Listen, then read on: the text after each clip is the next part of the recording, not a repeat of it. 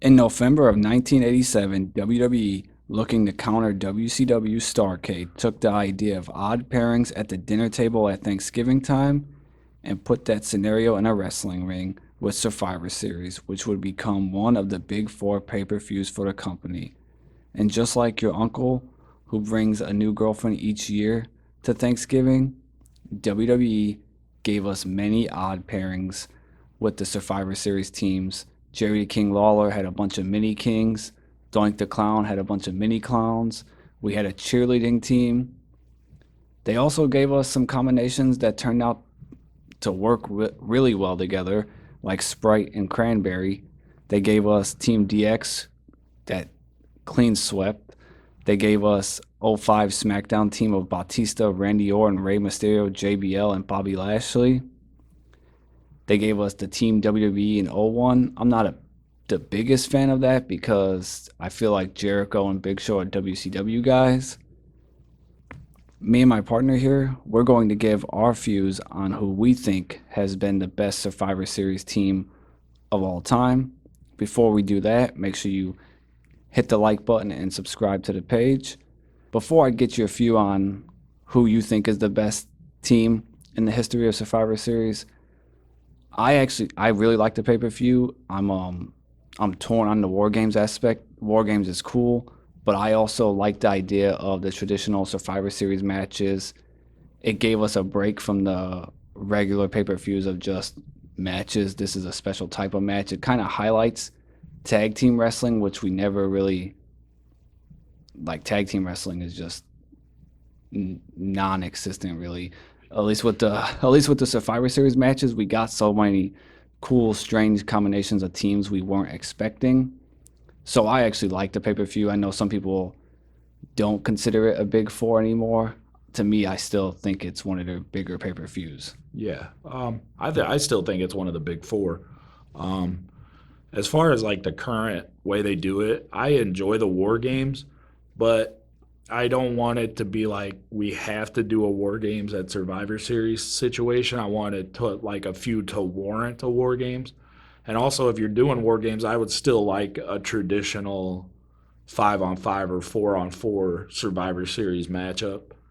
So I think like this year, maybe you could do like the Final Testament and the Wyatt Six, like that'd be kind of cool.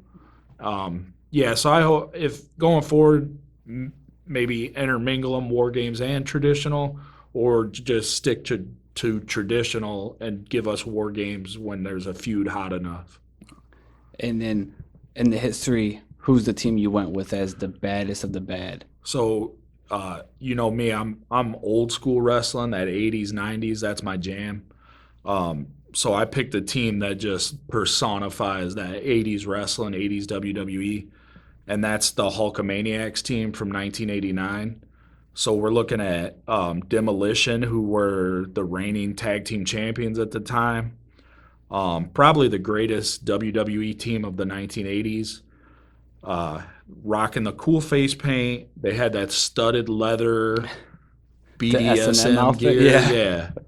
I didn't know what that was at the time. I thought that was cool.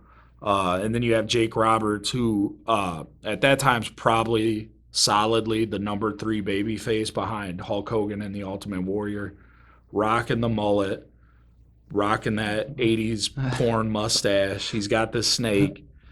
And then he, like, when he would talk, he was cool, but he was also kind of scary at the same time. And then obviously by the name, we got the captain, the immortal Hulk Hogan. I'm Hulkamaniac till I die.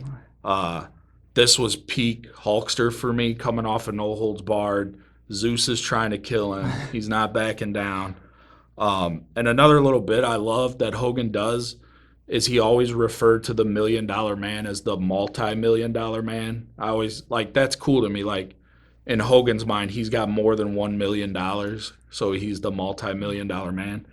And then yeah, this was like the Avengers to me.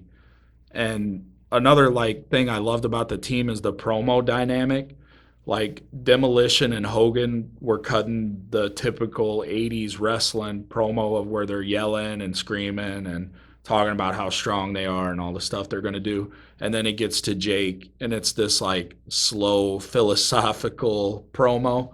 So just the idea that somebody thought that would work and it does work. And then yeah, just the overall, like I said, that's the '80s wrestling Avengers to me. That is what's cool with the idea of these Survivor Series teams is you get what you just said, those promo differences, and they have to mesh together, and sometimes it works out perfect. Yeah, and then sometimes you get the Ultimate Warrior wrapping the Rockers and Jim Anvil and tape while they're trying to cut their promo. For me, the team I went with was, well, first off, I do want to talk about Demolition. That was the first match I've ever watched at Demolition after you told me you were going with them. And I seen that sex slave outfit, and I was like, what the fuck? Hell yeah. I was like, and then it just instantly reminded me, I was like, dude, I was like, I bet Vince just randomly remembered them when he was giving Cross his outfit for Yeah. that everyone hated and shit on. And then I think he also tried giving it to FTR as well, if I remember that No, I correctly. think he wanted them dressed as leprechauns or something. Yeah, I just still bad. Vince kind of lost it towards the end with his creative ideas. Yeah. All right. So for me, the team I went with was the All Americans. So Lex Luger, the Lex Express, the Steiner Brothers, and then Deadman Undertaker. To me, this is that cool combination of like guys that we weren't gonna get together, and then we get them together for this match right here. Yeah. I like the idea of you had these two party boy all American wrestlers, frat bros if you want to call it that, Yeah. and then you have good, clean, squeaky clean American babyface Lex Luger, and then you have this zombie with them, and like the combination of these four, and then also like just for the aspect of how are you gonna fuck with them? It's like if the Steiner Brothers get tired, you got to deal with this powerhouse and Lex Luger. If he gets tired, then the dead man comes in. They can catch their breath. You can't finish the dead man. I also liked in the match how Undertaker's ass was like in zombie mode for the whole match, just staring at the like rope, and they're like, "What's he gonna do if they tag him?" And then he comes in and just Cleans house. yeah. Yeah. But to me, that was a team I really liked. And it also like it symbolized to me what Survivor Series was supposed to be about, of the weird combination of teams that we got. Like Team DX, that clean swept probably is what most people would pick for their best team or favorite. But like DX, Hardy Boys, and CM Punk, it's like it all kind of like Yeah. they're very similar to me. Yeah. And I also think with Steiner Brothers, Luger, and Undertaker, I just think that team is better than Team DX because the Hardy Boys aren't as good as the Steiner Brothers, and you have peak zombie Undertaker here. Yeah, let's be honest. The Steiner brothers could run through Team DX single-handedly if we're talking about a legitimate issue here. But I like that team too because they were a team. Like Luger had the American flag ensemble, and then for that match, the Steiners came out in red, white, and blue gear. I wish the Undertaker would have came out in like red gloves and blue boots or something. But he did, like when he announced he was on the team, he opened his coat and it was like an old flag on the inside of his coat. Oh shit! I didn't even watch the beginning promos. Yeah, originally Tatanka was supposed to be on that team. He had to come out, and they got the Undertaker, and that's how he announced he accepted their offer. He opened his coat, and he had like an old school Betsy Ross flag on the inside.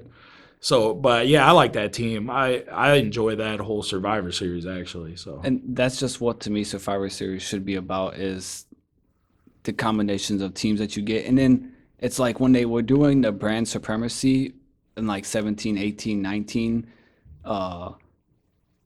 you would get these weird combinations. Like, was it Kevin Owens was he feuding with Roman Reigns, and they had to team up because it's like, hey, we got to team up because we're yeah, Team Raw. it was like KO and Jericho, and then they had been feuding with Seth and Roman, and then Braun Strowman, right? Yeah, Strowman was on that team too. Yeah. So it's like that stuff, and it also helps you prolong your storylines for another pay-per-view and add a little bit of layers to the story you're telling with feuds. Yeah, and you can also start feuds that way.